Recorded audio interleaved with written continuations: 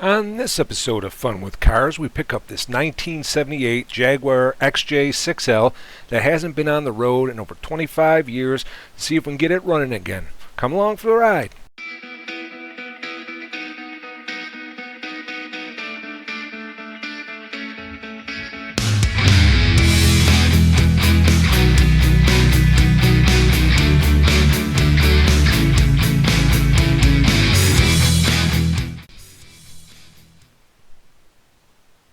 Found this on Facebook Marketplace. It was listed for quite some time. It was at a reasonable price, and I reached out to the owner and see if we could purchase this and get it on the road again.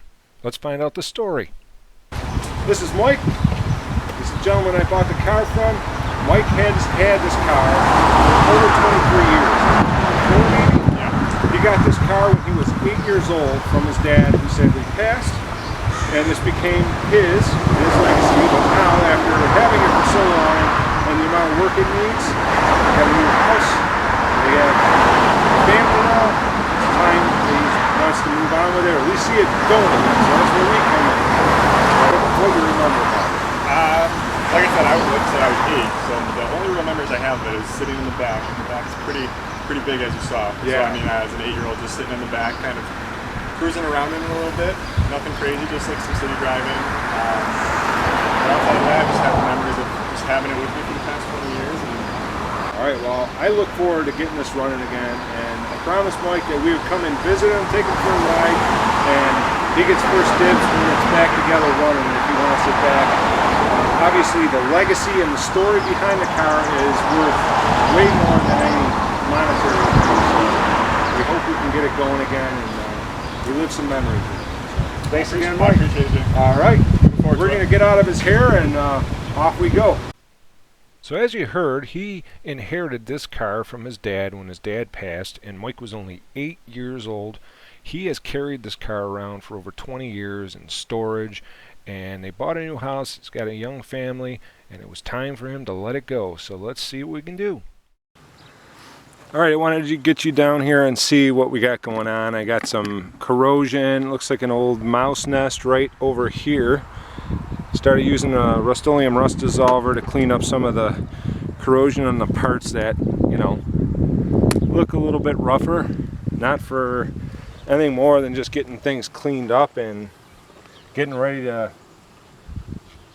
run again, hopefully. I have a plan for this, although it may not work, but this is my plan. I'm going to disconnect the fuel line in the trunk from the fuel tank, hook up a boat tank there. I'm going to remove the fuel lines at all the injectors, get all the old fuel out, flush some fuel through, and then hook it up, see if we have spark, and see if it'll light. I don't know. Could get lucky. Probably not, but that's our plan. So I'm just going to keep cleaning this up so that, you know, when we get closer to it actually driving down the road, you know, all the crud and stuff that could, you know, catch fire or cause problems with connections, we got that all squared away. That's what I want to do. Now, whether or not it helps or not, probably not, but gotta start with something. Gotta insulate some of these wires. Looks like there's a little bit of mouse damage. I don't see any bare wires, so that's good. I'm gonna start giving it its first bath in who knows how many years. Get some of the gunk off it. Hopefully not getting the camera wet. There's something very satisfying about washing off years of dirt to see the treasure underneath. It's almost like, I don't know, treasure hunting, so to speak. Once you get it all cleaned up, you start to see what it looked like way back when, almost like a time capsule. Just getting all the dirt, corrosion, grime off does give you a sense that it's almost like new again, even though this car does need a whole lot of work. And it's the worst thing for a car is sitting, especially in storage where it's not climate controlled. All the seals dry up, engine gets tight, everything just does not operate as smooth as it should anymore. And unfortunately, it does take its toll on you. But this is part of the adventure. This is part of the fun in seeing what's underneath. So I'm going to pause it here for a second, and then we'll move on to the other steps. That battery fit. Now we're getting into the first wash and detail that this car has had in over 2 decades. There is something really satisfying about this part. Once you get all the dirt off of it and bring back some of the shine, it just starts looking really, really nice. And you can imagine what it looked like back in the day when Mike's dad bought this car, I think in the 1990s. Originally came from Florida and was moved to Western New York, and his father enjoyed the car for a little bit before he passed. Mike then acquired the vehicle in his father's will, and it was stored for decades. And after having it for that long and not having the means or any friends or family that knew how to get this car going again, it just kind of became like an albatross, you know, especially with a young family and wife. Bought a new house, didn't have storage for it anymore, and it almost went to the salvage yard. I found the ad on Facebook Marketplace. On Facebook Marketplace, he had it listed for a reasonable price, but it was a little bit higher than what I wanted to pay. And at the time, my wife did not want me bringing any other vehicles home, and he had marked the listing down to an even more reasonable price. And I had then started contact with Mike, and I'm like, hey, listen, I really would love to get this car running again. I mean, it's really sharp. There's just something really nice looking about old Jaguars. They are a pain. They are a lot of work. You work on them for 10 hours to drive them for 1, it seems. Any of the Jaguars that I've had anyways.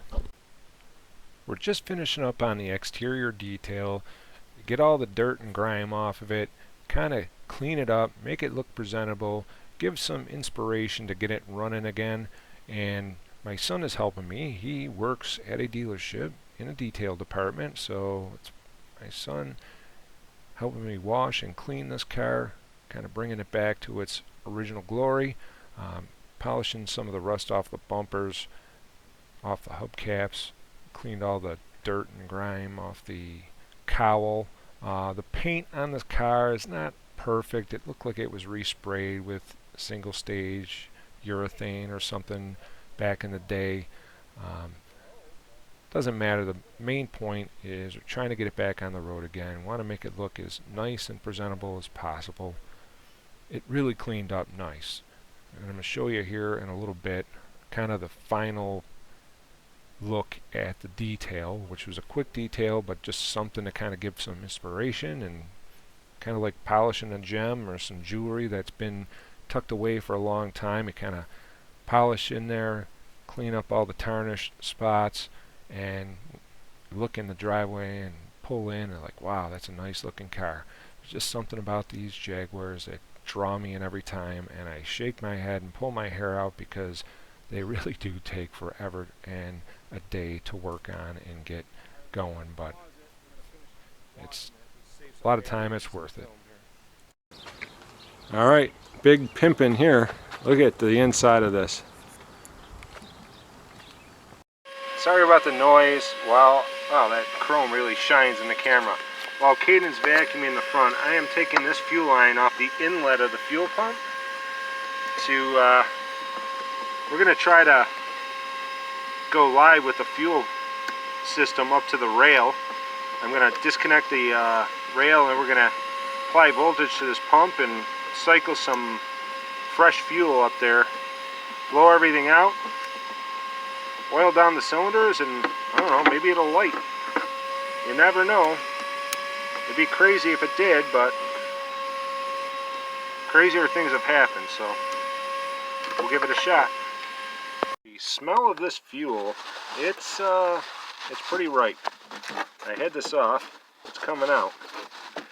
It's a little varnished, I think, but maybe, just maybe, we can get it to light. Not on fire, but actually run, you know? That kind of thing. Now, hopefully there's not intake fuel pumps, because intake fuel pumps would kind of cause a little issue. Plug's out. Blew out all the holes here around the spark plug. I'm going to take a look at them, clean them.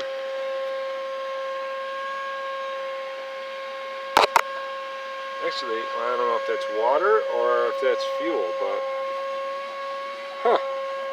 I don't know, if we're getting fuel, that's amazing. Little ether. First start attempt. I'm starting cool. Oh, almost. Hold on.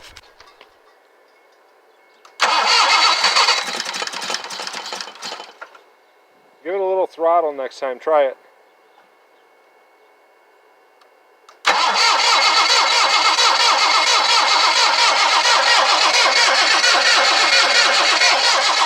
Alright, stop.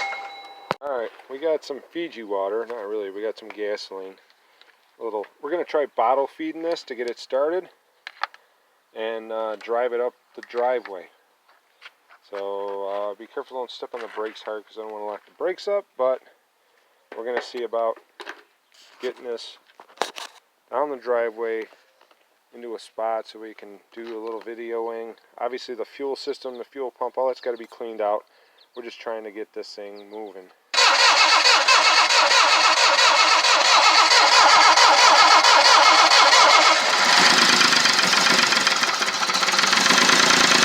Put it in gear.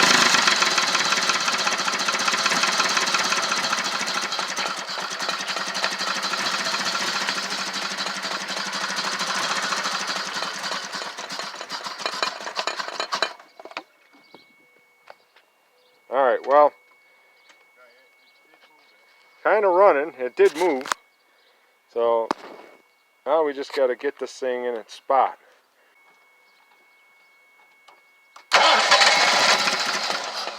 Go ahead.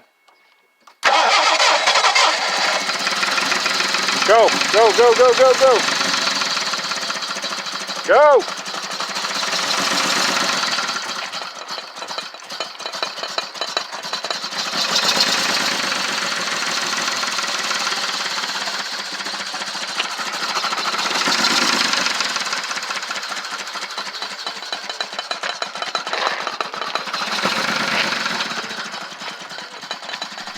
Well, all things considered, I think you consider this moving under its own power for the first time in over 2 decades. Although it's very sketchy, and I'm trying not to catch myself in the car on fire, but hey, we got it moving in the driveway under its own power. We've got a lot of work to do on the fuel system yet, and we'll get into that here shortly. But it does run, it does drive, does move for the first time. Start it up, and we got to crank the wheels and back it up to the. Here we go. Back it up that way.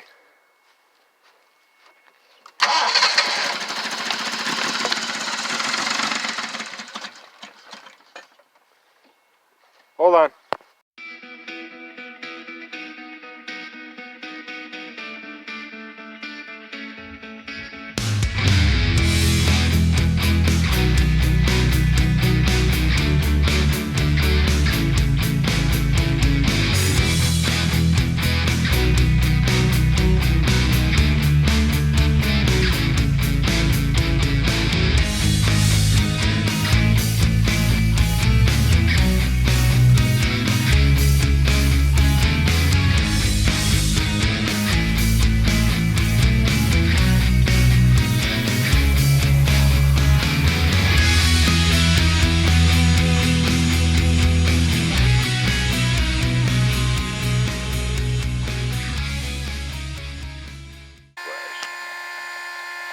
Okay, we got the pump running off the jump pack, and we're pumping what was fuel.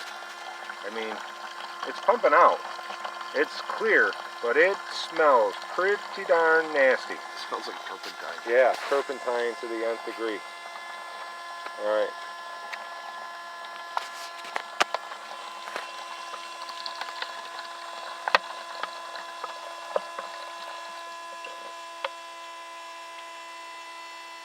finest water on earth. Think it'll run on that? I think it would. I don't. Look at the color of that, dude. It looks like bourbon more than it does gas. Yeah, bourbon. We like bourbon. Look at that.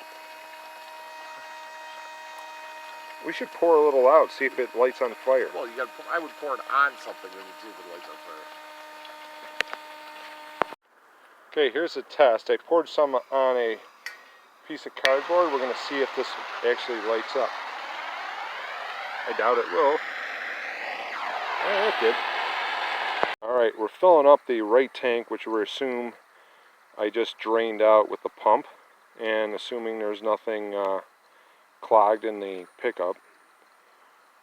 Hopefully we're not making a mess, but we're going to try to get some fresh fuel in here, see if the pump pumps out some fresh fuel, and we're going to go disconnect the line maybe at the fuel rail if we can, and see if we can pump fresh fuel up there, or at least see if we can get pressure up there. We're siphoning out the old fuel from the right tank into a 5-gallon bucket. It's kind of a caramely color. My neighbor said it looked like bourbon. We could only be that lucky, but that's about a third of the tank now. I think the fresh gas that I was putting in with the boat tank was feeding to this tank. I put a fuel pressure regulator in line and try to flush out as much of that gas as possible. So we got a fuel pressure regulator installed with the new pump. We're going to run it off the boat tank. The overflow is going to go into that. I'll set the pressure here just as a regulator. Fuel pressure regulator at the engine is still in place, but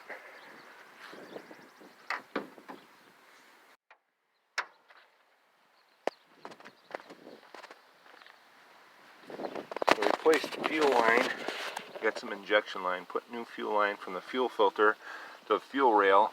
There's some sections in there that we replaced, so let's hope that everything is good with the fuel lines now, and then we can try running it on fresh gas. We got it running on its own fuel system, so to speak. We got the fuel pump hooked up with the battery jump pack. It's running, not very good. We're going to have to take those injectors out and clean them, I think.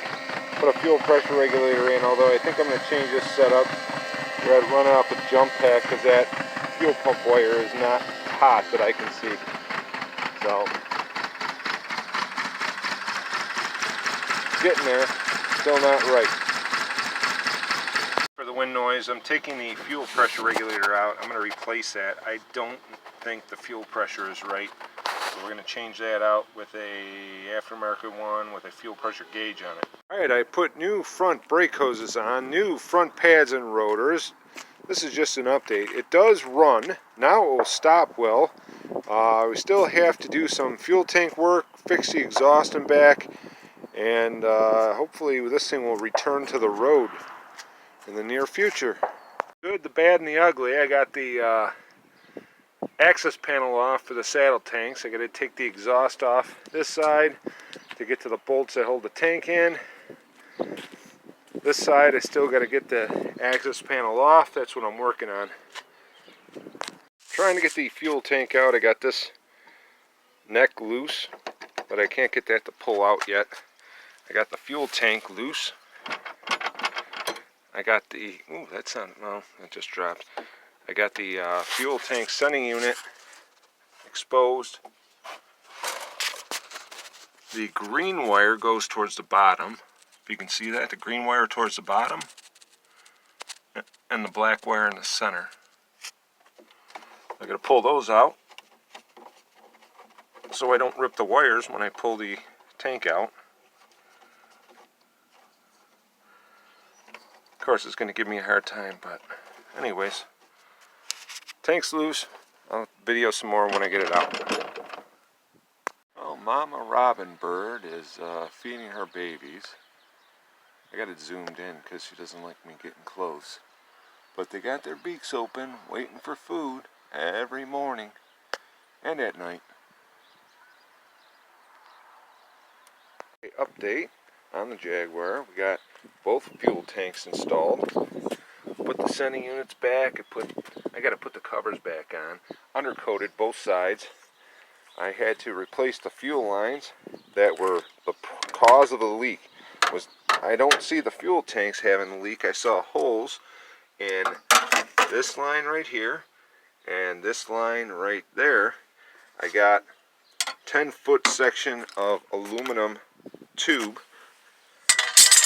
on Amazon, and that replaced these two lines. I bent them.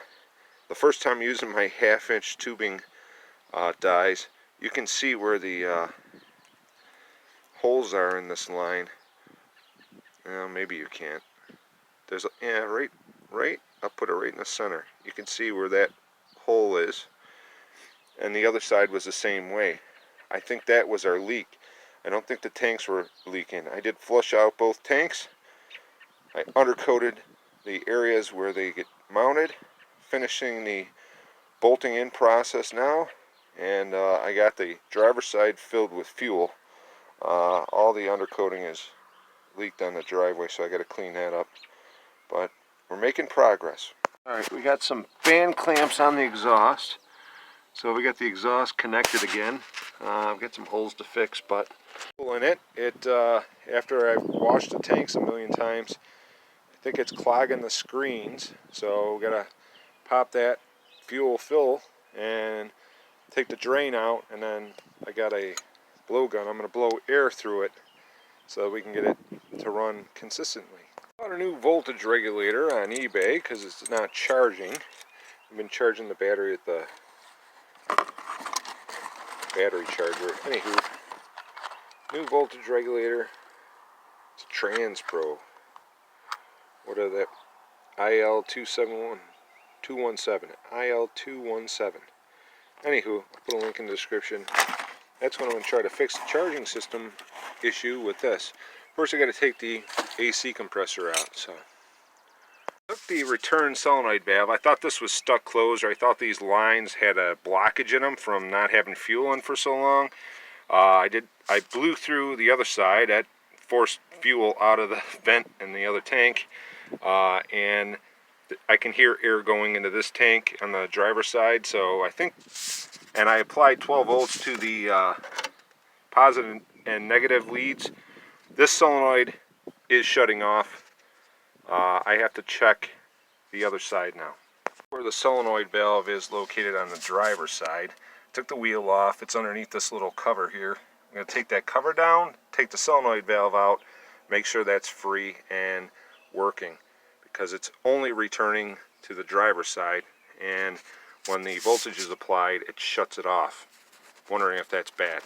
It's been running for almost an hour. The running part, the fuel system, we think is all fixed.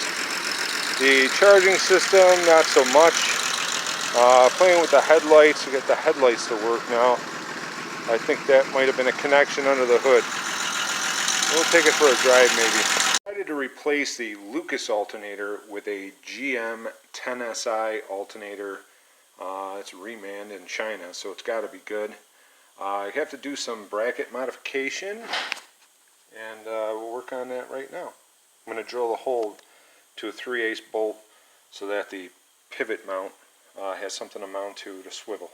The alternator mounting bracket off the engine block, and then that also is a bracket for the AC compressor, which we got to figure all that out. Modify my alternator a little bit. I put a shim washer in between here, and I use the pulley off the old alternator to get it to come towards the front of the engine more. Today is July 27th, 2023. Jaguar is officially on the road. We're going to try taking it down the road for the first time in 25 years, I think. Alright, Steering, yeah. Kaden's driving the car now. What do you think about this thing? It's pretty cool. So I can get a turn around right here. Well, you can go a little further. Don't spike the brakes, jeez. So I'm making sure that, there's It's got new brake pads and rotors up front. It's just the, you know, tail draggers here. Make a left. Oh, sorry. Okay, Sorry. brakes work good. Yep. Sorry, Oh, look at all these stripes you know, in a row. You know, I think I got a little bit too used to that Volvo. You know, that Yeah, 64 you don't have to- Volvo. Yeah.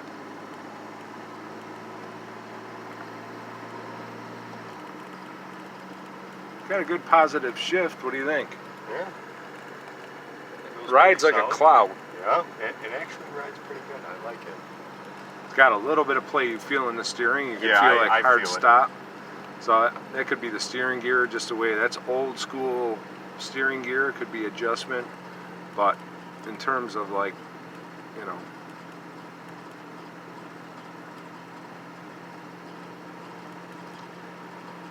I like it. What do you think?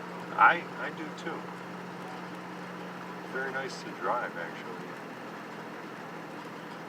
You get the windows to work and the AC, it would be in all good shape. We're gonna. Yeah, that's fine. You can turn around here. Don't take it too far so we don't have to walk too far when it breaks. Alright. So here's a successful ending to the question of whether or not this 1978 Jaguar XJ6L will run and drive. I did reach out to Mike and offered the car back to him, in which he declined. I hope that a little of his father's memory will live on in the making of this video, and now let's take this car, show it off at a car show for the first time in decades. Thanks for watching. Please like and subscribe.